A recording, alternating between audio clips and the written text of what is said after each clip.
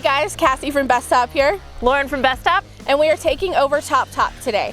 So Lauren is new to the Jeep and off-road world. So we're out here in our own backyard in Colorado and we're gonna show her the basics. So what to do, what not to do on the trail. We figured you guys at home, those beginners, you can follow along and learn as well and really just learn to get out in your Jeep and enjoy it. That's why you got it, right? You ready? Ready. Got my Dramamine, I took it, let's do this. Awesome.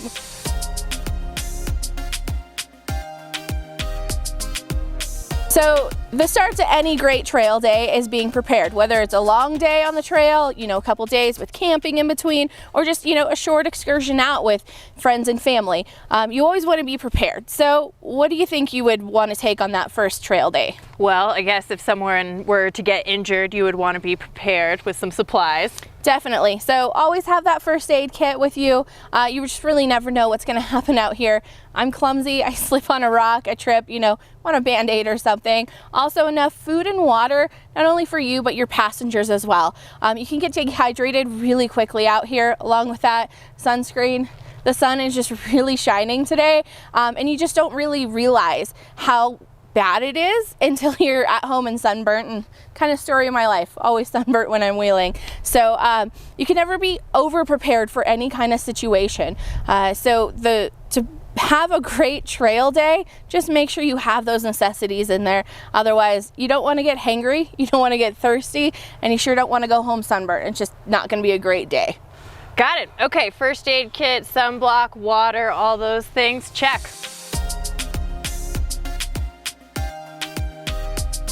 So one thing for you to remember, Lauren, especially since you're new to all of this, is you just never want to go alone. You just don't know what's going to happen on the trail, to you. If you get stuck, you're not going to have anyone there to help pull you out, especially if it's a remote location. We're lucky today, lots of people around, you could flag someone down. But if that's not the case, you're just kind of stuck there. So always go with a few friends, at least one or two other vehicles. And most important, make sure everyone has a full tank of gas, because that's gonna go from a great day to a not so great day really quickly. Okay, makes sense. I didn't realize that it was recommended to go with more than one vehicle, so really good to know. Yeah, definitely.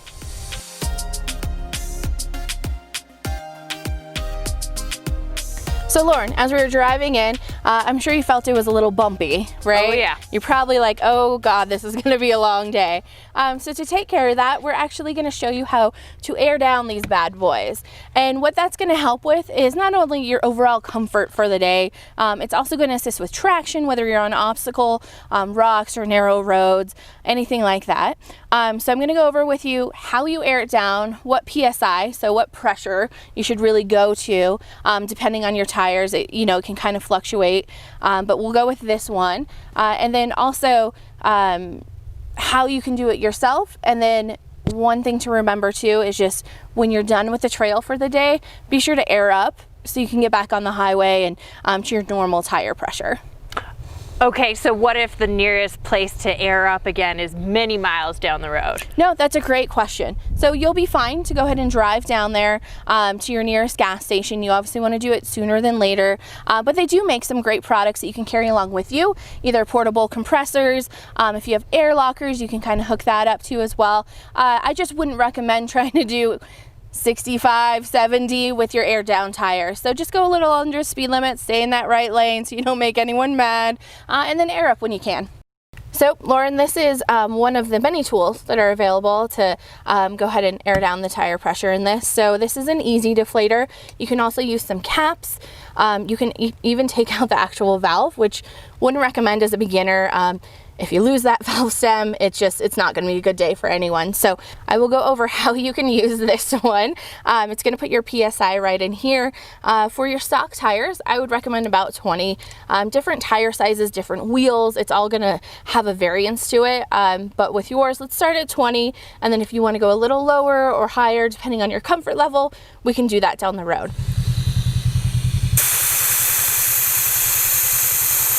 Go ahead and push it back in.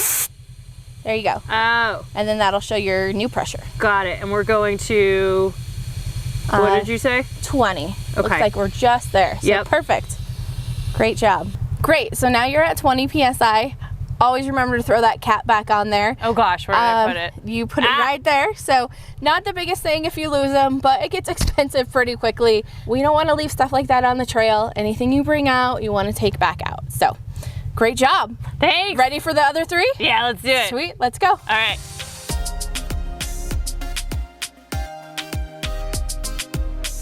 So Lauren, the most important part of off-roading is really just enjoying it, right? There's no point in doing anything if it's just not fun. So we want you to enjoy this open air experience, this gorgeous Colorado weather, or any weather, wherever you are, which means we're gonna throw this top back. Yes. So you ready to do that? Yeah. So for those of you that have an OEM soft top or a Bestop aftermarket, you have a Sunrider feature, which we're gonna go through, but we're just gonna easily flip it back. If you have a hard top, go ahead and take those Freedom panels back off, throw them in the back, but you know what's great? What? Replacing those with Sunrider for hardtop. Yes. Which is available for the JK, JL, and Gladiator.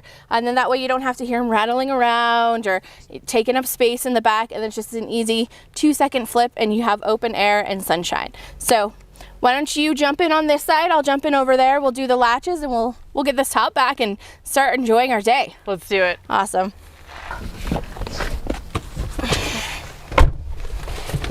All right, Lauren, so we are gonna undo these latches so we can flip it back. So start by flipping that visor forward, and then really it's easy as, and it's done. So go ahead and do your side. All right, is it all I've heard about? Yeah, that's easy. Yeah, right? And then it has a lift assist, so we're gonna go ahead and push it back just a little bit, and it's gonna stay there, right? So it's not gonna squish our fingers, and then jump out, and then we're gonna push it back all the way. Okay. Okay? And then you just want to push back right here. Boom, look at that. Even the back passengers are getting some of that sunshine. Yeah.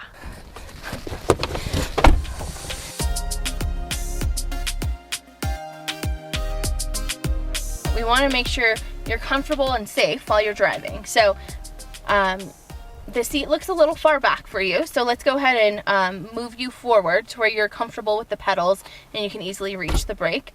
And then it's right in the center. There should be a bar that you pull and then just kind of scooch on forward. Yeah, I do like to be close. Okay. That feels pretty good. Okay, so driving on the trail is a little bit different than driving on the highway. On the highway, we know there's not going to be a rock, let's hope, right, in the middle of the road. But while we're on the trails, we want to see over the hood a little bit better. And for us short people, they made a nice little lever on your left side. And if you go ahead and pull it up, it'll start pumping your seat up to raise you higher and just gives you that better view of anything that could be obstructing the trail. Find it? It's like, yep, there you go. Oh. It's like an eject button. I hadn't, yeah. Popping right up. Like that? Yep, exactly. Oh, fun.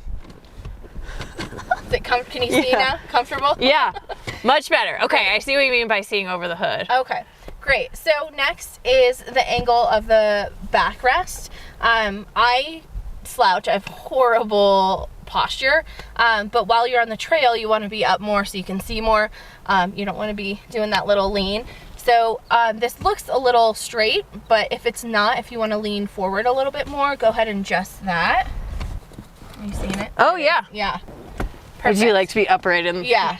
So while this may look funny and you're not going to be driving on the highway like this, it's perfect for the trail because you can see everything, any obstacle that may be in your way, a rock, you know, things like that, which we'll get into a little bit later.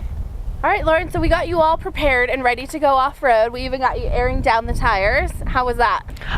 Very informative. I didn't realize how much of a difference it's going to make, but I can definitely see it. Yeah, a nice little bulge and everything. So you were definitely a pro by tire number 4. Practice. Great, great. Well, we went over everything on how to get ready to go off-road and be successful in that. Next, we're going to do actual driving tips for beginners. So if they want to join us for that one, where can they follow us? Bestop team. Great, and we're on YouTube, Facebook, Twitter, and Instagram. So follow us on any of those, not only for videos like this, but Jeeping videos as a whole. We love getting out there and showing you guys what we like to do. So we'll see you soon.